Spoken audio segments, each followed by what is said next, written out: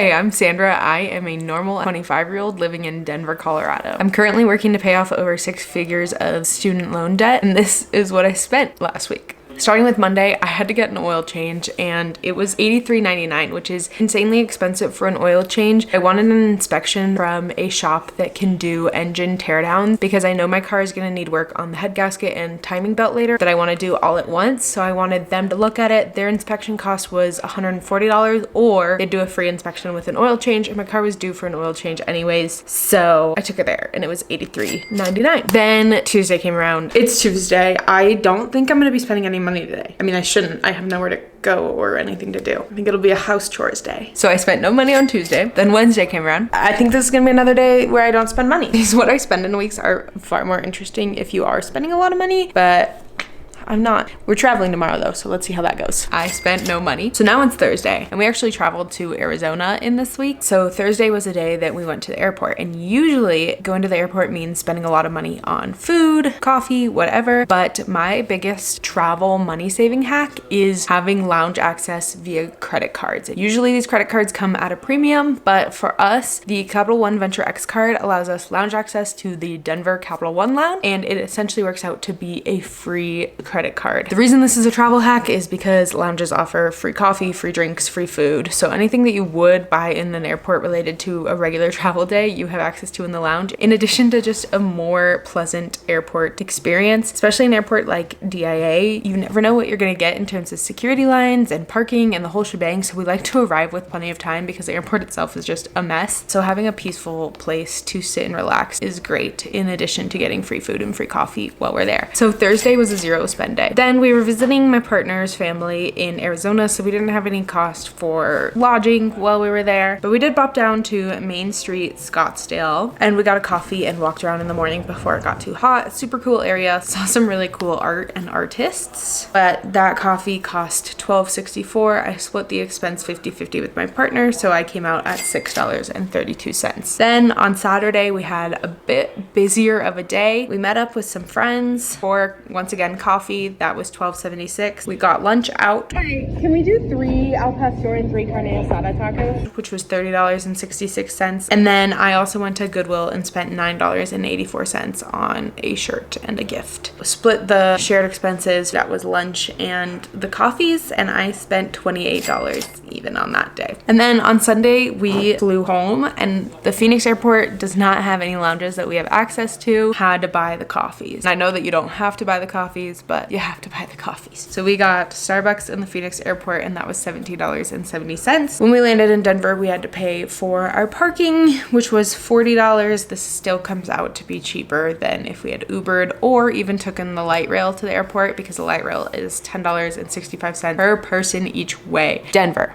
I would love to take your light rail. Make it less freaking expensive, because I can park at the airport for cheaper than I can take your light rail when I travel with more than one person. Thank you. And then we also had a grocery delivery from Instacart scheduled for this day, but we have a little life hack with this. Costco sells Instacart gift cards that you get $100 worth of Instacart for $80. So we will go to Costco once a month, and we'll each get the max amount, which is 2 of these gift cards, and we'll pay for our groceries for that month with those gift cards. So we effectively get $80 worth of free groceries every single month just by using the Costco gift cards, because we get $400 worth of Instacart for $320. We actually just got home from the airport and our Instacart delivery came.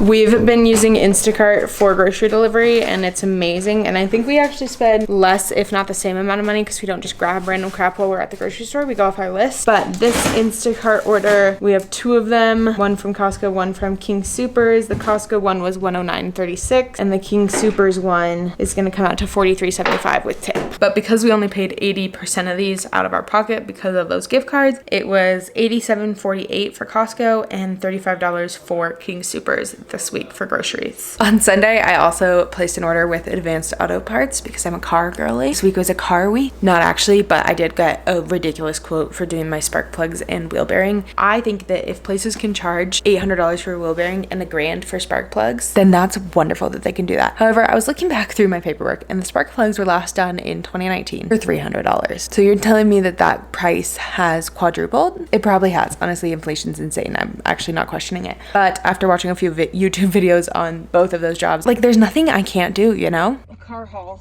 spark plugs, a wheel hub assembly. I have to replace all those things on my car, and I was quoted about $1,700 to do that work by multiple places. So instead I'm spending $200 at Advanced Auto Parts and maybe like another $150, $200 on tools that need to be added to the kit. So really I'm saving $1,200. So I ordered the parts from Advanced Auto Parts. That came out to $198.98. $198.98. That brings my daily total to $280.22, which means this week I spent $398.93. This was definitely a higher spend week with traveling and buying $20 airport coffee, but I think it's a good example of what I do spend in a week in Denver. This week I didn't spend a lot of money on entertainment. For me, walking around and like window shopping is a great source of free entertainment. I also don't spend a lot of money on material items unless they're like well thought out. During this week, for example, I was preparing an outfit for a wedding and I asked around from some friends to borrow a dress that I hadn't worn before, and I'd be happy, of course, to share a dress with any of those friends as well if they needed a dress for a wedding. So instead of jumping on Lulu's and spending only $50 on a dress, I just borrowed one from a friend for free. If you've stuck around this long, don't forget to like this video because it really supports me, and subscribe if you want to see more of my life.